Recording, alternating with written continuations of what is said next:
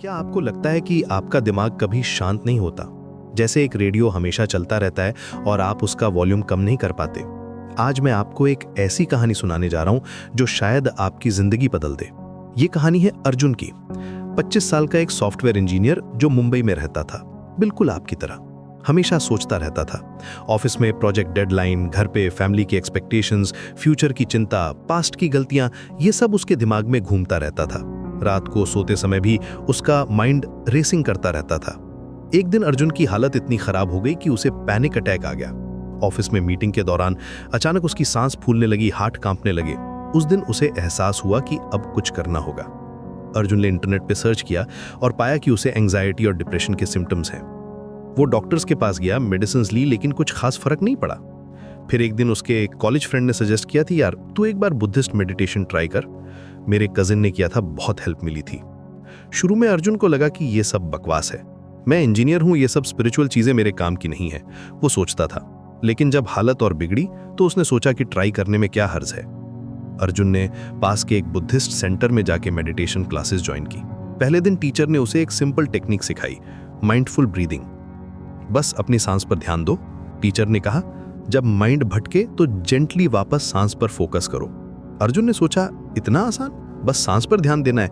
लेकिन जब उसने ट्राई किया तो पाया कि यह बिल्कुल आसान नहीं था। 2 मिनट भी नहीं हुए थे कि उसका माइंड ऑफिस के काम पर चला गया, फिर कल के प्रेजेंटेशन पर, फिर वीकेंड के प्लान्स पर।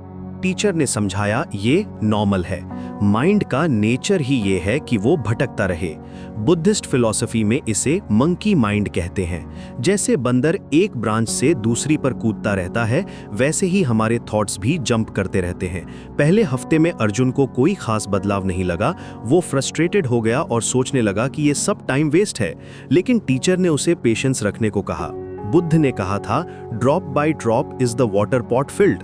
धीरे धीरे ही बदलाव आता है। दूसरे हफ्ते में अर्जुन ने एक नई टेक्निक सीखी, लविंग काइंडनेस मेडिटेशन। इसमें पहले अपने लिए गुड विशेस करनी होती हैं, फिर अपने लव्ड वंस के लिए, फिर न्यूट्रल लोगों के लिए और अंत में उन लोगों के लिए भी जिनसे आप नाराज हैं। शुरू में अर्जुन को यह वियर्ड लगा। May I be happy, may I be peaceful, may I be free from suffering. ये सब कहना उसे आर्टिफिशियल लगता था। लेकिन जैसे जैसे वो प्रैक्टिस करता गया, उसे एक अजीब सी वार्मथ फील होने लगी। तीसरे हफ्ते में कुछ इंटरेस्टिंग हुआ। ऑफिस में एक कॉलीग ने अर्जुन को बुरा भला कहा। पहले तो अर्जुन का गुस्सा आया, लेकिन फिर उसे याद आया कि मेडिटेशन में वो लविंग काइंडनेस प्रैक्टिस करता है। उसने डीप ब्रेथ ली और सोचा, शायद ये पर्सन भी किसी स्ट्रेस में है।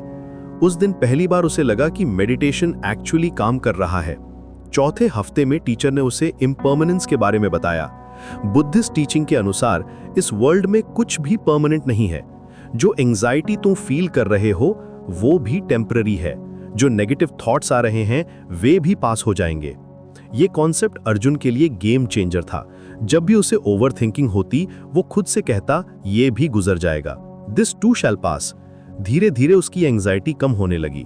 5वें हफ्ते में अर्जुन ने माइंडफुल वॉकिंग सीखी। ये टेक्निक बहुत सिंपल थी, बस वॉक करते समय अपने हर स्टेप पर अटेंशन देना। ऑफिस से घर जाते समय वो ये प्रैक्टिस करता। पहले जो जर्नी उसे बोरिंग लगती थी, अब वो उसे एंजॉय करने लगा। छठे हफ्ते में एक बड़ा टेस्ट आया। अर्जुन के प्रोजेक्ट में मेजर इशू आ गया और बॉस ने उसे ब्लेम किया। पहले तो वो पैनिक होने लगा, लेकिन फिर उसने माइंडफुल ब्रीदिंग की। उसने रियलाइज किया कि प्रॉब्लम सॉल्व करने के लिए काम माइंड की जरूरत है, पैनिक करने से कुछ नहीं होगा। 7वें हफ्ते में टीचर ने नॉन अटैचमेंट के बारे में बताया। अटैचमेंट ही सफरिंग का रूट कॉज है, उन्होंने कहा। जब हम आउटकम से अटैच हो जाते हैं तो एंजाइटीज होती है। अगर हम बेस्ट एफर्ट करें लेकिन रिजल्ट से अटैच ना हो तो पीस मिलती है। ये कॉन्सेप्ट इनिशियली अर्जुन को कंफ्यूजिंग लगा। अगर मैं रिजल्ट की केयर ही नहीं करूंगा तो मोटिवेशन कैसे रहेगी? लेकिन टीचर ने एक्सप्लेन किया कि नॉन अटैचमेंट का मतलब ये नहीं है कि आप केयर ना करें।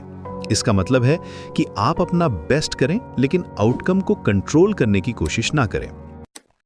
8वें हफ्ते में अर्जुन ने बॉडी स्कैन मेडिटेशन सीखी। इसमें पूरे बॉडी पर सिस्टमैटिकली अटेंशन देना होता है। ये टेक्निक उसे बहुत रिलैक्स करती थी। रात को सोने से पहले वो ये करता और पीसफुली सो जाता। 9वें हफ्ते में अर्जुन को एक मेजर रियलाइजेशन हुआ।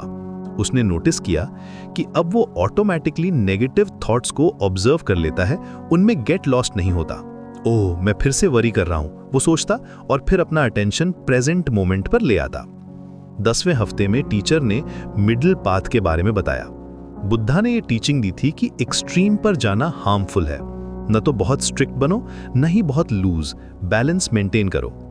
अर्जुन ने ये प्रिंसिपल अपनी लाइफ में अप्लाई की। वर्क में परफेक्शनिस्ट बनने के बजाय वो रीजनेबल स्टैंडर्ड्स रखने लगा। सोशल मीडिया पर टाइम वेस्ट करने की बजाय वो लिमिटेड टाइम स्पेंड करने लगा। 11वें हफ्ते में एक इंटरेस्टिंग इंसिडेंट हुआ। अर्जुन के पेरेंट्स ने उसकी मैरिज के लिए प्रेशर डाला। पहले तो वो स्ट्रेस होने लगा, लेकिन फिर उसने माइंडफुलनेस अप्लाई की। उसने रियलाइज किया कि पेरेंट्स का कंसर्न जेन्युइन है, लेकिन उसे अपना डिसीजन अपने टाइम पर लेना। 12वें हफ्ते में अर्जुन ने ग्रैटिट्यूड मेडिटेशन सीखी। हर दिन वो 3 चीज़ों के लिए ग्रेटफुल होता, चाहे वो मॉर्निंग की चाय हो, फ्रेंड का फ़ोन कॉल हो, या बस ये कि वो हेल्दी है। ये प्रैक्टिस उसके मूड को सिग्निफिकेंटली इम्प्रूव करती थी। 3 महीने बाद अर्जुन एक कंप्लीटली डिफरेंट पर्सन लग रहा था। उसकी एंग्जाइटी काफ़ी कम हो गई थी, डिप्रेशन के सिम्टम्स भी रिड्यूस हो गए थे। सबसे इंपॉर्टेंट बात यह थी कि अब वो अपने थॉट्स का ऑब्जर्वर बन गया था, विक्टिम नहीं। एक दिन उसके कॉलीग ने पूछा, यार अर्जुन, तू इतना काम कैसे रहता है? पहले तो तू हमेशा टेंस्ड रहता था। अर्जुन ने स्माइल की और कहा, बुद्धिस्ट मेडिटेशन सीखी है, माइंड को ट्रेन किया है। अर्जुन ने रियलाइज किया कि बुद्धिस्ट मेथड्स सिर्फ टेक्निक्स नहीं है, बल्कि एक कंप्लीट फिलॉसफी है। ये सिखाता है कि सफरिंग ऑप्शनल है, पेन इनएविटेबल है, लेकिन सफरिंग हमारी चॉइस है। आज अर्जुन रेगुलरली मेडिटेशन करता है, हर मॉर्निंग 15 मिनट्स, हर इवनिंग 10 मिनट्स। वो जानता है कि ये एक लाइफ लॉन्ग जर्नी है, कोई क्विक फिक्स नहीं, लेकिन जो पीस और क्लैरिटी उसे मिली है वो प्राइसलेस है। राहुल कुमार, अर्जुन की कहानी यहीं खत्म नहीं होती। ये एक्चुअली एक नई शुरुआत है। बुद्धिस्ट विजडम हजारों साल पुरानी है, लेकिन आज के मॉडर्न लाइफ में भी उतनी ही रेलेवेंट है। अगर अर्जुन कर सकता है तो आप भी कर सकते हैं। बस शुरुआत करनी है, एक सांस से, एक मोमेंट से, एक चॉइस।